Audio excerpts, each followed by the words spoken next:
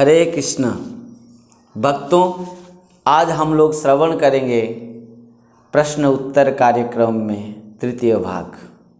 इस भाग में मैं लेकर आया हूँ कुछ प्रश्न और उत्तर के साथ। आज का प्रथम प्रश्न है, जब पांडवों ने युद्ध भूमि के ऊपर शंख बजाए भगवान के साथ तो कौरव को बहुत प्रभाव पड़ा था, उनके हृदय विदीर्ण हो गया था। परंतु कौरव 100 भाई हैं और उनके पक्ष में 11 अक्षणी सैन्य और शूरवीर खड़े हैं, और उन्होंने जब शंख और वाद्य यंत्र बजाए तो पांडवों के ऊपर क्यों प्रभाव नहीं पड़ा। भक्तों, उसका बहुत सुंदर उत्तर है कि पांडव धर्म में थे, सत्य में थे और भगवान के साथ में थे। वो कारण में उनके हृदय में पूर्ण भाव से दृढ़ संकल्प था और वो बहुत सत्यनिष्ठ के कारण शक्तिशाली थे। परंतु कौरव थे पाप के पक्ष में, असत्य में, अनीति में, अधर्म में। वो कारण से उनके हृदय कमजोर हो गया था, डर था उनके हृदय में। वो कारण से उन्होंने डर गए और उनके हृदय विदीर्ण हो गया। भक्तों, यहाँ से हम सबको शिक्षा मिला कि जो अधर्म में रहता है, पाप में रहता है, असत्य में रहता है, वो हर समय डरा हुआ रहता है, जीवन में डरता है और हर समय उसका हृदय इस प्रकार दुर्बल रहता है। परंतु जो धर्म में रहता है वो हर समय बहुत निष्ठा में रहता है, सत्य में रहता है, वो कभी डरता नहीं। आइए अगले प्रश्न क्या है। पांडव जब अर्जुन के रथ की ध्वजा पर श्री हनुमान जी क्यों विराजमान होते हैं।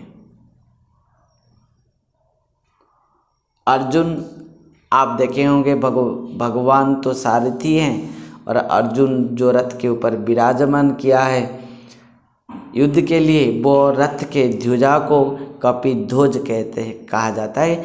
और साक्षात श्री हनुमान जी क्यों प्रकट रहते हैं।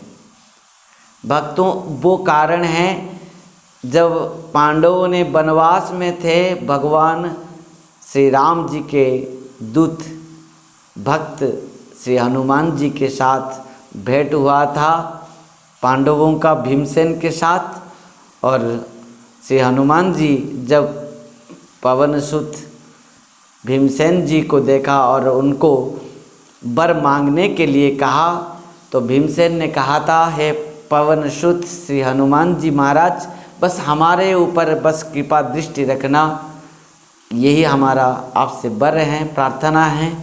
तो श्री हनुमान जी ने कहा कि तुम चिंता मत करो, जब भी आवश्यकता पड़े, चाहे वो युद्ध के लिए भी क्यों न हो, मैं आपके साथ में हूँ। और आप जब युद्ध में रहोगे, आप जब शंखनाद करोगे, आप जब गर्जन करोगे, मैं तुम्हारा गर्जन के साथ रहूँगा और सब तुम्हारे विपक्षियों को निश्चित भाव से भयभीत कराऊँगा। अर्जुन के रथ के ऊपर मैं विराजमान रहूँगा और उनके जो जितने भी विपक्ष रहेंगे, शत्रु रहेंगे, मैं सबके अस्त्र शस्त्र को मैं ग्रास कर दूंगा। वो कारण से श्री हनुमान जी महाराज अर्जुन के रथ के ऊपर ध्वजा में विराजमान करते हैं। और उसके बाद अगले प्रश्न में हम देखेंगे कि क्यों अर्जुन ने कहा है, अच्युत दोनों सेनाओं के मध्य में मेरे रथ को खड़ा कीजिए। और अर्जुन के ऐसा कहने पर भगवान श्री कृष्ण ने क्या किया।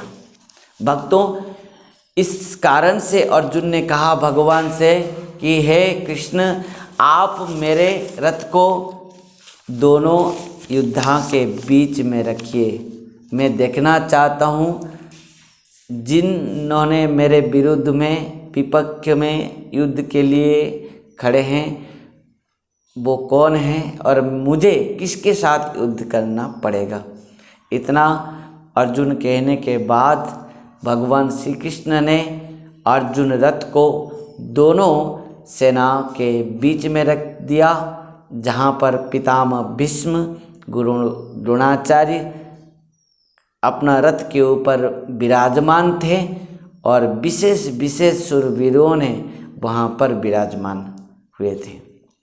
अगले प्रश्न हमने देखेंगे धार्तराष्ट्र पद जो श्रीमद् भगवद गीता में आया है, वो पद का अर्थ क्या है और इस धार्तराष्ट्रस्य जो पद किस लिए व्यवहार की गई है। भक्तों, धार्तराष्ट्र जो शब्द यहाँ पर कहा गया है वह धृतराष्ट्र के पुत्रों के लिए, 100 पुत्रों के लिए और उनके संबंधियों के लिए यहाँ पर व्यवहार की गई है। और धार्तराष्ट्रस्य, इन सब धार्तराष्ट्रस्य कहने का अर्थ है इन सब धार्तराष्ट्र धृतराष्ट्र के पुत्रों के लिए भी और उनके संबंधियों के लिए भी। और एक अर्थ में भी धार्तराष्ट्र शब्द व्यवहार की गई है जो दृष्टता के साथ पांडवों के राज्य जमीन को हड़पते हुए जो राजाओं ने खुद उसको अपना सुख के लिए व्यवहार कर रहे थे, उनको धार्तराष्ट्र कहा गया है, क्योंकि वो जबरदस्त ही अन्याय भाव से पांडवों के जमीन को खुद भोग कर रहे थे, दुष्टता भाव से। और अगले प्रश्न हैं अर्जुन को गुड़ाकेश क्यों कहा गया है अथवा गुड़ाकेश का अर्थ क्या है। अर्जुन का एक नाम है गुड़ाकेश। भक्तों, गुड़ाक का अर्थ है निद्रा और ईश का अर्थ है स्वामी। जो संपूर्ण भाव से निद्रा को जय कर चुका है, निद्रा को स्वामी भाव में है, वो है गुड़ाकेश। अर्जुन संपूर्ण भाव से निद्रा को जय कर लिया था। निद्रा विजयी होने के कारण में अर्जुन का एक नाम है गुड़ाकेश। और भी एक अर्थ है गुड़ा और केश। गुड़ा का अर्थ मुड़ा मुड़ा घुंघराल और केश का अर्थ बाल। जिसका बाल घुंघराल है, मुड़ा मुड़ा है, उसको गुड़ा केश कहा जाता है। अर्जुन का बाल गुड़ा है, मतलब मुड़ा मुड़ा है, घुंघराल है, वो कारण से अर्जुन का एक नाम भी गुड़ाकेश है। अगले प्रश्न को हम देखेंगे भगवान श्री कृष्ण का नाम ऋषिकेश क्यों है। भगवान का नाम ऋषिकेश इस कारण से है, ऋषिक अर्थ इंद्रियां और इस अर्थ स्वामी। जो समस्त इंद्रियों के स्वामी हैं वो हैं ऋषिकेश।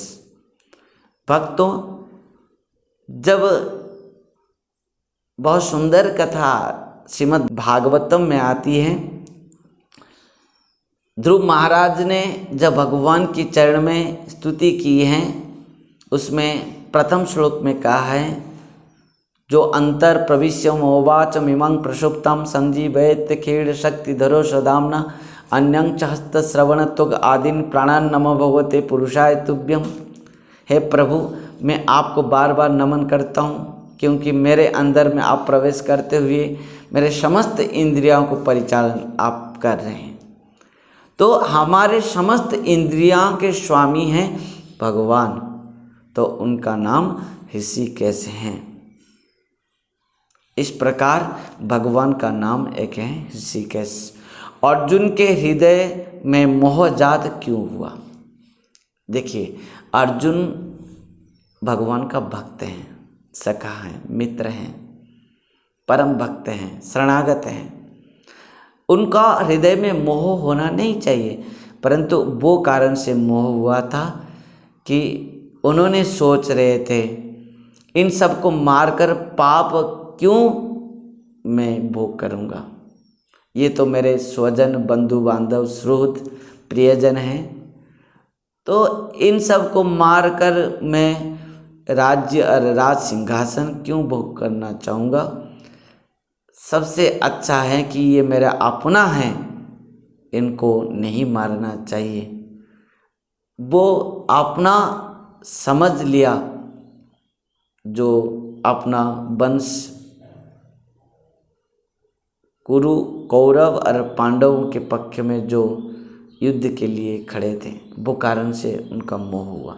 यहाँ पर हमको शिक्षा मिला, यदि भगवान के अतिरिक्त और किसी को भी अपना समझ में आया तो निश्चित भाव से मोह ही हो जाता है। और आगे जो प्रश्न है, अपना स्वजन बंधु बांधव जन को दर्शन करते हुए मोहग्रस्त अर्जुन का शरीर में शोक जनित 8 चिन्हों का जो सृष्टि हुआ वो सब वर्णन करो। भक्तों, जब अर्जुन ने अपना स्वजन बंधु बांधवों को देखा, इस प्रकार श्रीमद् भगवत गीता में कहा गया है, दृष्टेमं स्वजनं कृष्ण जुजुषुं समुपस्थितं सीदन्ति मम गात्राणि मुखं च परिशुष्यति व्यपतुश्च शरीरे में रोमहर्षश्च जायते गांडीवं संस्थित त्वक् चैव परिदह्यते। अर्जुन कह रहा है कि हे प्रभु, हे कृष्ण, मैं जब अपना प्रिय परिजनों को दर्शन कर रहा हूँ तो क्या हो रहा है, दृष्टेमं स्वजनं कृष्ण जुजुषुं समुपस्थितं, जो युद्ध के लिए खड़े हैं दुष्टेमं स्वजनं कृष्ण जुजुषुं समुपस्थितं सीदन्ति मम गात्राणि, मेरे गात्र माने शरीर, शीत माने शिथिल हो जा रहा है, सीदन्ति मम गात्राणि मुखं च परिशुष्यति, मेरा मुख क्या हो रहा है, सूख जा रहा है, मुखं च परिशुष्यति व्यपतुश्च शरीरे में, मेरे शरीर में कंपन हो रहा है, व्यपतुश्च शरीरे में रोमहर्षश्च जायते, मेरे समस्त लोम खड़े हो जा रहे हैं, लोमहर्षश्च जायते गांडीवं संस्थित त्वक्, मेरे हाथ से गांडीव धनुष सरक जा रहा है, गांडीवं संस्थित त्वक् चैव परिदह्यते, मेरे शरीर के त्वचाएं जल रहे हैं, त्वक् चैव परिदह्यते। इस प्रकार मोहग्रस्त होकर उसका शरीर में 8 प्रकार के लक्षण दिखा गया। इस प्रकार आगे हम प्रश्न देखेंगे। अर्जुन ने क्यों कहा, हे कृष्ण, हमारे लिए युद्ध करना उचित नहीं है?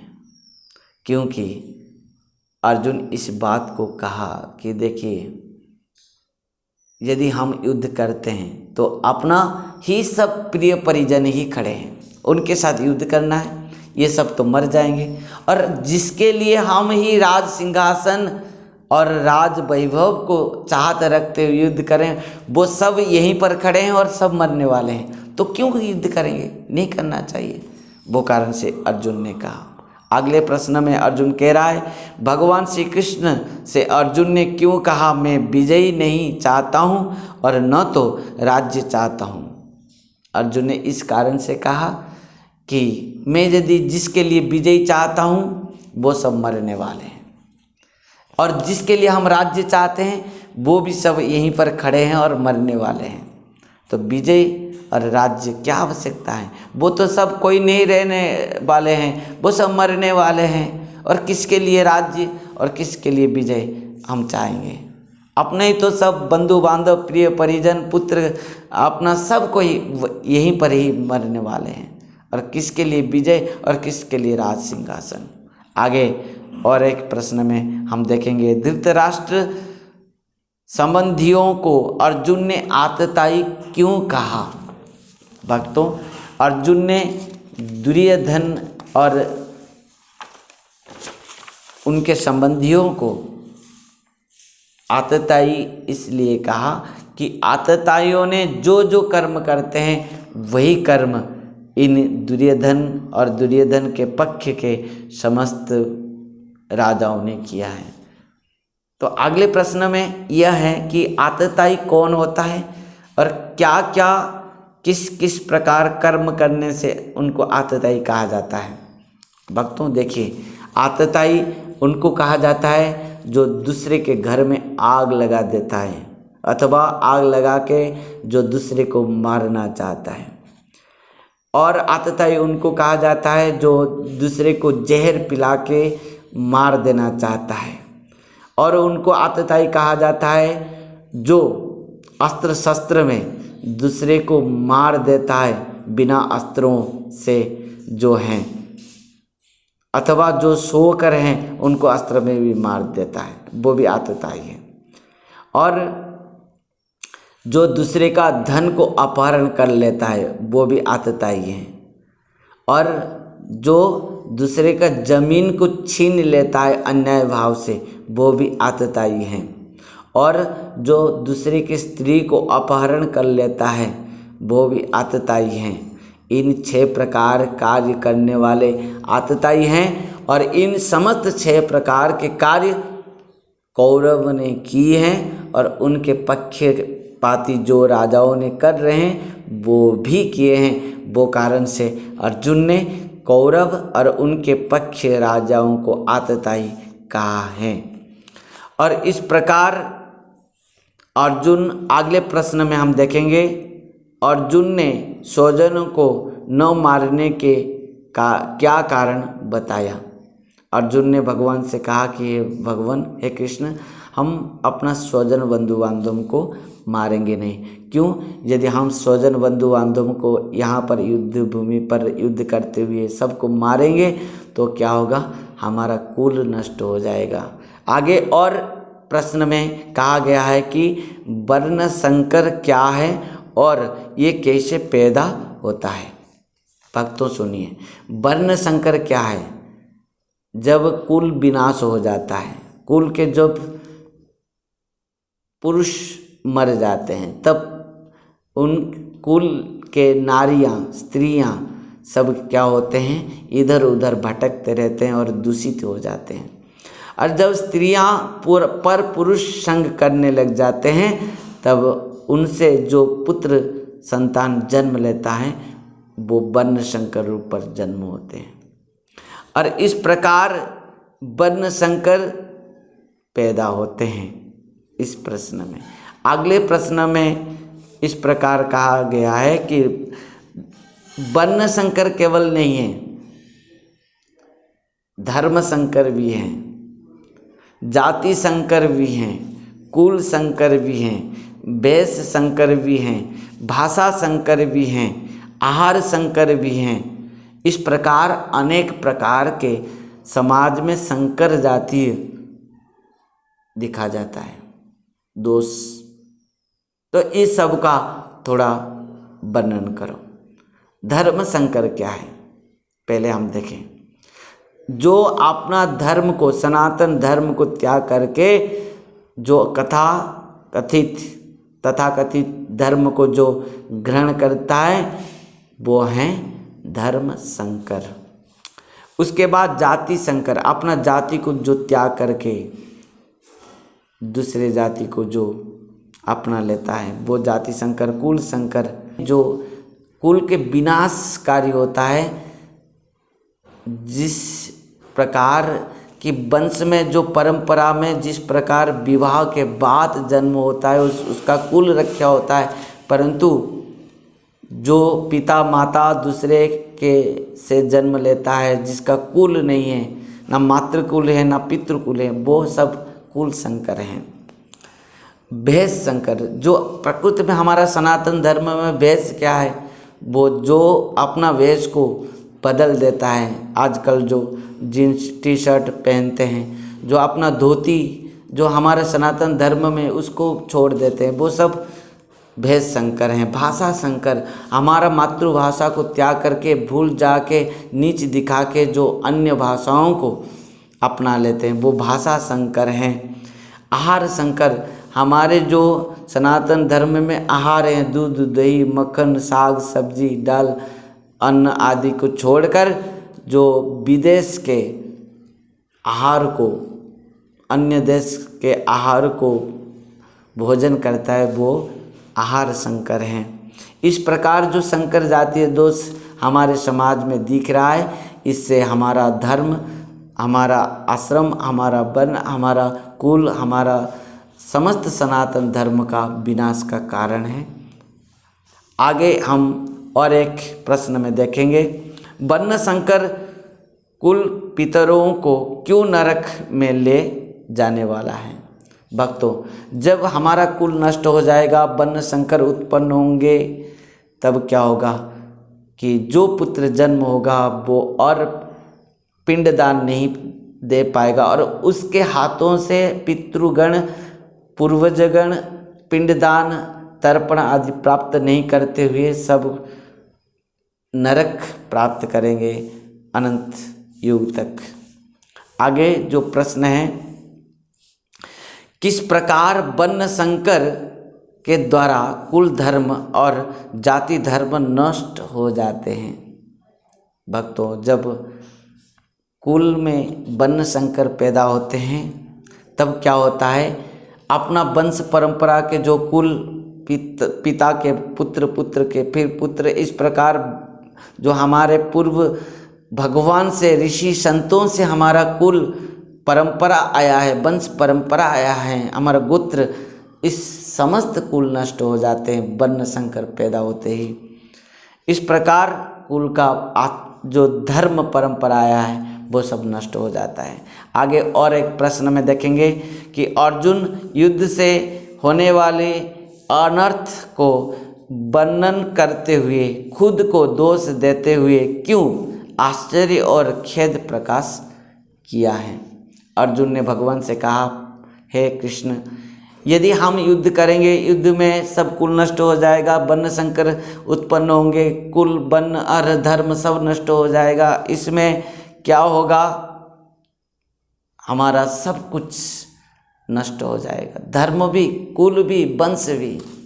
आश्चर्य की बात है कि यद्यपि इन मोहग्रस्त केवल तुच्छ जमीन के लिए, ऐश्वर्य, धन और राज सिंहासन के लिए इन कौरवों ने समझ नहीं पा रहे, युद्ध के लिए खड़े हैं, पर हम तो समझ रहे हैं, हम क्यों युद्ध करेंगे।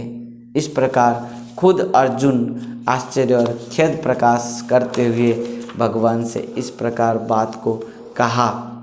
अगले प्रश्न हमने देखेंगे, अर्जुन युद्ध से निवृत्त होने को धर्म और युद्ध में प्रवृत्त होने को अधर्म क्यों बताया।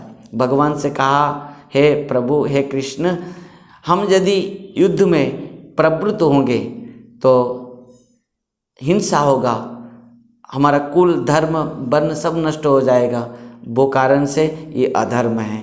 और इस युद्ध से हम यदि निवृत्त हो जाएंगे अहिंसा के कारण, हमारा कुल बच जाएगा, धर्म बच जाएगा और ये धर्म होगा। आगे और एक प्रश्न में, पांडवों को भगवान ने मृत्यु से बचाया परंतु अभिमन्यु को क्यों नहीं बचाया। भगवान चाहते तो अभिमन्यु को भी बचा सकते, जब चक्रव्यूह के अंदर में अभिमन्यु प्रवेश किया था। तो वो कारण से कि आगे बढ़कर जब अर्जुन के मन में, हृदय में कौरव के प्रति और कौरव पक्षियों के प्रति जो सुहृद भावना है, यदि इस प्रकार भावना रहेगा तब इन दुर्वृत्त, आतताई, दुष्ट, हिंसुक, दैत्य स्वभाव के कुरुवंश और कुरुवंश के पक्षियों को नष्ट करने के लिए अर्जुन के पक्ष में कभी भी निश्चित भाव से निर्णय नहीं होगा। वो कारण से यदि जब अपना पुत्रों को इन कौरवों ने मारा अन्याय भाव से, तब जाकर अर्जुन को लगा कि हाँ, निश्चित भाव से इन कौरव और कौरव पक्षियों को नष्ट कराना चाहिए, इनको मारना चाहिए। इस प्रकार आगे बढ़ते हुए अगले प्रश्न में इस प्रकार कहा गया है कि शिखंडी कौन है, पूर्व जन्म और इस जन्म का वृत्तांत कहिए। शिखंडी हैं, पूर्व जन्म में वो था काशी राजा की माने कन्या, काशी राजा की कन्या जिसका नाम था अम्बा, और इस जन्म में भी कन्या थी, वो द्रुपद राजा महाराजा की कन्या थी, परंतु उन्होंने स्थूण कर्ण नाम के एक यक्ष से उन्होंने पुरुषत्व को प्राप्त करते हुए पुरुष बना। इसी प्रश्न के साथ, इसी उत्तर के साथ आज वर्तमान इस तृतीय भाग प्रश्न उत्तर कार्यक्रम को यहीं पर विश्राम देंगे। हरे कृष्ण, हरि बोल, राधे राधे।